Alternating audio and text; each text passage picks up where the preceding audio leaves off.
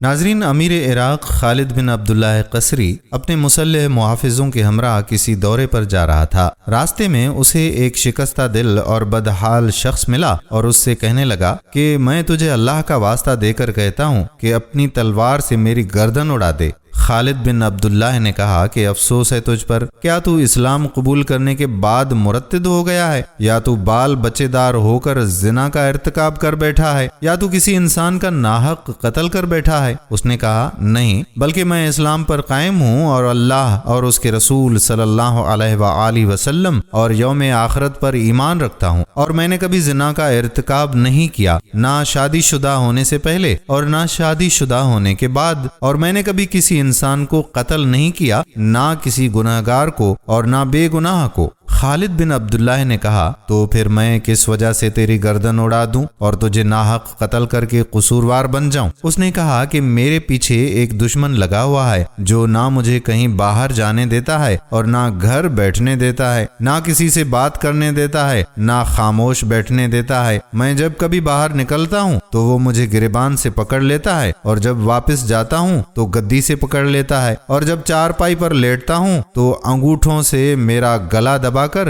Delay نکال دیتا ہے، اور میرے خویش و اقارب میری حالت پر ترس کھانے کی بجائے خوش ہوتے ہیں، اور میرے دشمن اسے مجھے مزید ذلیل کرنے اور مجھے اس سے بھی زیادہ دبا کر رکھنے کی شہ دیتے ہیں۔ ان میں سے کوئی بھی ایسا نہیں ہے جو اس سے میری جان چھڑوائے اور مجھے سکھ کا سانس لینے دے۔ میں تو اس جینے کے ہاتھوں مر چلا، لہٰذا تو میرے ساتھ نیکی کر اور مجھے اور روز روز مرنے سے بچا، اور ایک ہی دفعہ مار کر میرا قصہ تمام کر دے، کیونکہ اس دشمن نے میرا جینا حرام کر رکھا ہے۔ خالد بن عبداللہ نے کہا افسوس، تیرا دشمن بڑا سنگ دل اور کمینہ ہے جو تیری مجبوری پر ترس نہیں کھاتا، اور تیرے عزیز و اقارب بڑے بے مروت ہیں جو تیری مدد کرنے کی بجائے تیری مصیبت پر خوش ہوتے ہیں۔ مجھے بتا اس کا نام کیا ہے اور وہ کہاں رہتا ہے تاکہ میں اس سے تیری جان چھڑواؤں اور تو اطمینان سے زندگی بسر کر سکے۔ اس نے کہا کہ جناب، اس کا نام قرض ہے، اور وہ میرے سر پر سوار رہتا ہے اور میرا خون خشک کرتا رہتا ہے، اور مجھ میں اس سے جان چھڑوانے کی سخت نہیں ہے۔ میں نے قرض خواہوں سے ان کے قرض کی ادائیگی کے جتنے وعدے کیے وہ جھوٹے ثابت ہوئے، اور اب حال یہ ہے کہ میں گھر سے باہر نکلتا ہوں تو میرا پیچھا کر رہا ہے، اور گھر میں داخل ہوتا ہوں تو وہ دروازہ کھٹکھٹاتے ہیں،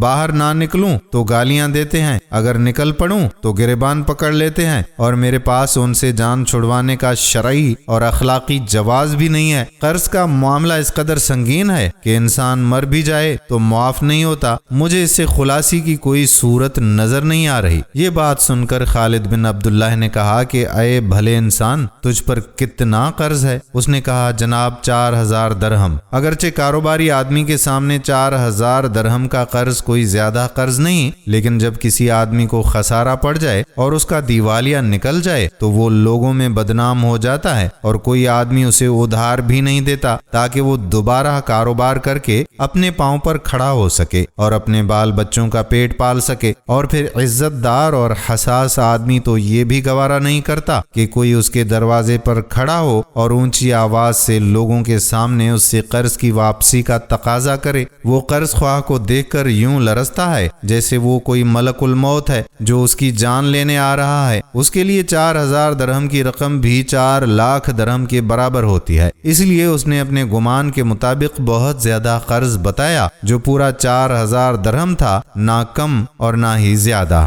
خالد بن عبداللہ قسری نے جب 4000 درہم کا جملہ سنا تو بلند آواز سے اللہ اکبر کہا، اور پھر اپنے ساتھیوں سے کہا کہ آج کے دن مجھ سے زیادہ منافع کسی آدمی نے حاصل نہ کیا ہوگا۔ میں نے اس آدمی کو 30,000 درہم عطا کرنے کا ارادہ کر لیا تھا، لیکن اس نے 4000 درہم بتا کر گویا مجھے 26,000 درہم واپس کر دیے ہیں۔ جب اس آدمی نے یہ سنا تو اس کی باچھیں کھلی کی کھلی رہ گئیں، اور اس نے فوراً یہ بات کہی، اللہ ہمارے امیر کو اپنے ارادے پر قائم رکھے، میں نے تو اپنا ظرف ہی آپ کے سامنے کیا تھا، مجھے تو پتہ ہی نہ تھا کہ آپ کا ہاتھ اس قدر کشادہ اور ظرف اس قدر فراخ ہے، ورنہ میں اس سے زیادہ کا سوال کر دیتا۔ آپ اپنے ارادے پر قائم رہیں، اپنے متعلق میرے موجودہ گمان کو کم نہ کریں۔ خالد بن عبداللہ نے کہا کہ آپ بے فکر ہو جائیں، ہم ابھی اس دشمن سے تیری جان چھڑواتے ہیں، اور اگر تیرا یہ دشمن پھر کبھی تیرا پیچھا کرے تو پھر ہمیں یاد کرنا، ہم پھر پھر بھی تمہیں اس کی قید سے آزاد کرا دیں گے۔ یہ کہہ کر اس نے 30,000 درہم ادا کرنے کا حکم دیا اور آگے بڑھ گیا، اور مقروض آدمی ان کے خزانچی کے پاس گیا اور 30,000 درہم وصول کر کے شکریہ ادا کرتا ہوا باہر نکل گیا۔ دوستو، یہ ہوتا ہے ایمان کا تقاضا کہ لوگ اپنے قرضدار بھائیوں کی مدد کریں تاکہ وہ اپنی زندگی میں خوشحالی کے ساتھ